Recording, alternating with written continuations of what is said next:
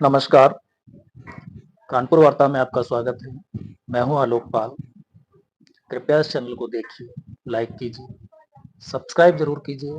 Content ठीक लगे तो शेयर भी कीजिए। आज हम बात करने वाले हैं नरेंद्र मोदी के उस नारे की जो उन्होंने संसद में कहा, या संसद के बाहर तो लगातार बोल ही रहे हैं कि बीजेपी 370 और एनडीए 400 पार। मैं बाकी राजनीतिक विषयों में न जाकर के बात इस पर करना चाहता हूं कि आखिर नरेंद्र मोदी को इसकी दरकार क्या है। पिछले काफी समय से चर्चाएं चल रही हैं और कुछ ऐसी बयानबाजी भाजपा के ही नेताओं द्वारा, कुछ सांसदों, कुछ विधायकों, जिन्हें एक्चुअली मैं छुटभैया कहता हूं, तो कुछ छुटभैया नेताओं द्वारा भी की गई है कि 400 इसलिए चाहिए जिससे कि संविधान बदला जा सके। अब ये संविधान बदलने वाली बात भाजपा के नेताओं से किसने कही, इस तरह की बयानबाजी उन्होंने क्यों शुरू की, यह बड़ा ही अजीब प्रश्न है। और ऐसा लगता है कि शायद उनकी समझ में थोड़ा फेर रहा होगा। इसको मैं इस तरीके से देखता हूं, जो नरेंद्र मोदी ने कहा भाजपा 370, तो भाजपा 370 क्यों? तो मुझे लगता है कि टारगेट 370 नहीं बल्कि 363 है। अब आप सोचेंगे 363 क्यों? तो 363 इसलिए कि हमारे जो लोकसभा में सांसदों की कुल संख्या है वह है 543, और 543 का 2/3 यानी कि 2/3 वो चाहिए संविधान में संशोधन करने के लिए। संविधान में बहुत सारे संशोधन अब तक हो चुके हैं, 100 से ज्यादा संशोधन हो चुके हैं, होते रहते हैं। तो जो संविधान संशोधन के लिए आपके पास शक्ति चाहिए, बीजेपी का टारगेट वह है। बीजेपी चाहती है कि बीजेपी के अपने पास इतनी शक्ति हो कि वह जरूरत पड़ने पर अपनी आइडियोलॉजी के अनुकूल या देश की जरूरत के अनुकूल संविधान में संशोधन कर सके।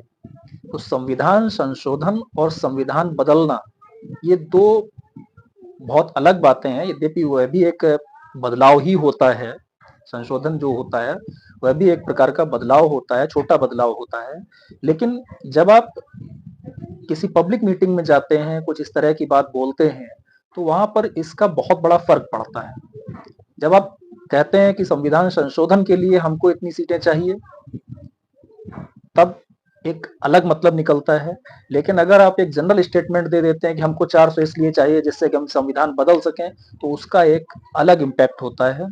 और इस चीज को भारत के विपक्ष ने बहुत अच्छे ढंग से उठाया है। लगातार वो इस पर जोर दे रहे हैं, अपनी सभाओं में चर्चा कर रहे हैं, सोशल मीडिया पर इसकी बहुत ज्यादा चर्चा कर रहे हैं।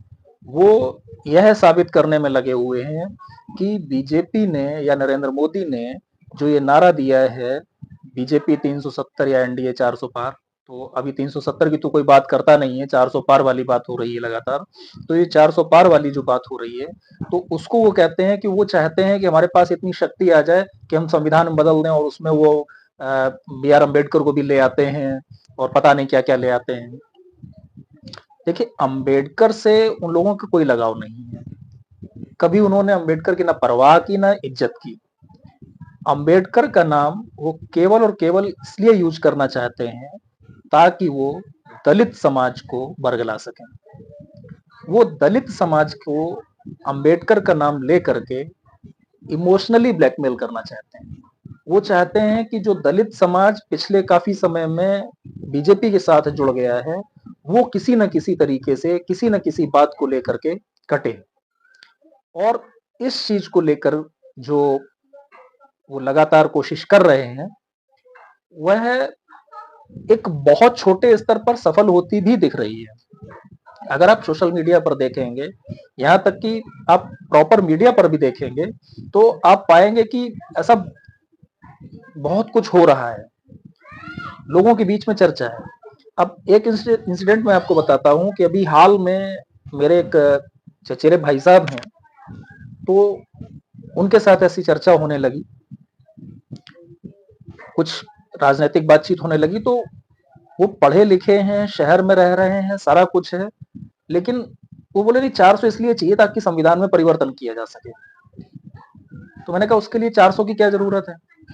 बोले नहीं 400 जब तक नहीं, तो एक सिगुफा बना दिया गया है 400 सीट का। मुझे लगता है 400 तो भाई, जब अगर बीजेपी कोशिश करेगी कि उसकी 370 या 363 आए, तो एनडीए की तो 400 हो ही जानी है, क्योंकि 30-35 सीट तो बाकी दल मिनिमम लेके आएंगे ही आएंगे। तो टारगेट 400 नहीं है, टारगेट है 363। और मुझे लगता है कि वो ठीक भी है।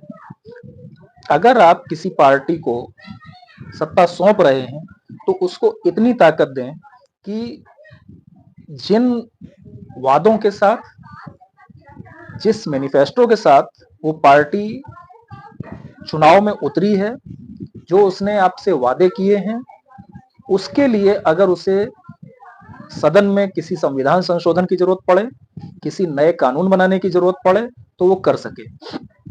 अब बात यह आ जाती है कि आखिर ऐसे कौन से संविधान संशोधन करने हैं। तो मुझे लगता है कि एक जो बहुत ज्यादा इंपॉर्टेंट है, वो है जो जुडिशियल अकाउंटेबिलिटी बिल लाई थी सरकार, और उसको सुप्रीम कोर्ट ने रिजेक्ट कर दिया था। मुझे लगता है वो बहुत जरूरी है। इस देश की जुडिशरी जिस तरह से राजनीति में, एडमिनिस्ट्रेशन में,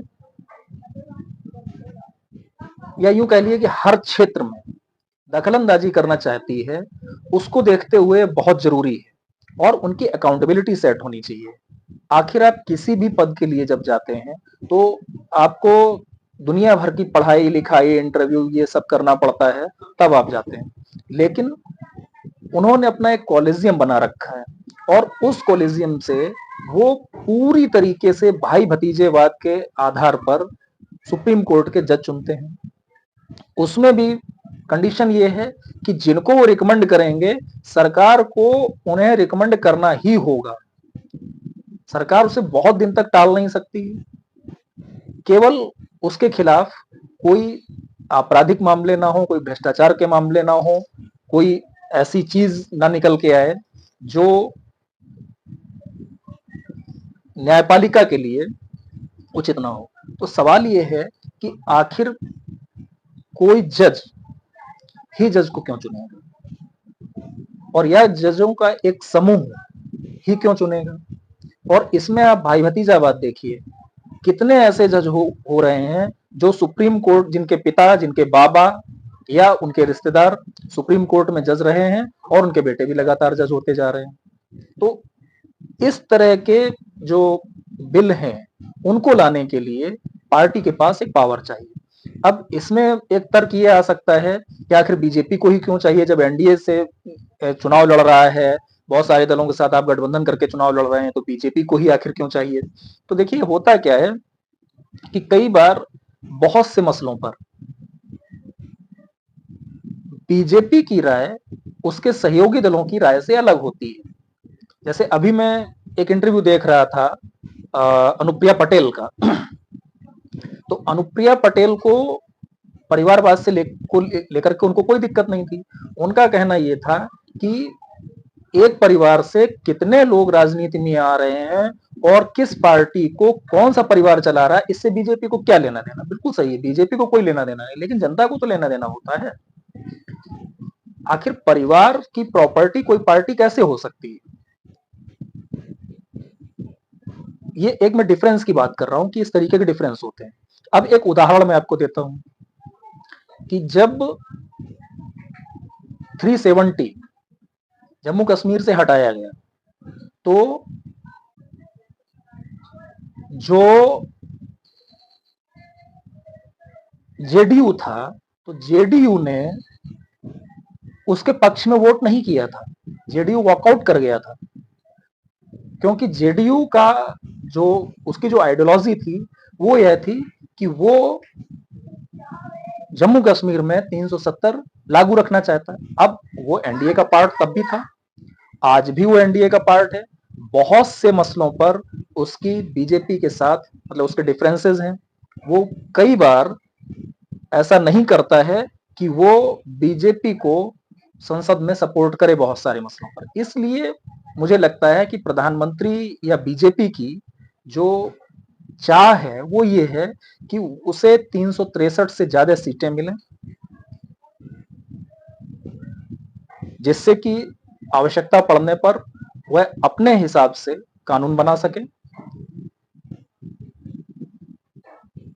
दूसरा, जो ये बहुत सारे गठबंधन दल जरूरत पड़ने पर बाहां मरोड़ते हैं, तो वो बाहां मरोड़ना बंद हो।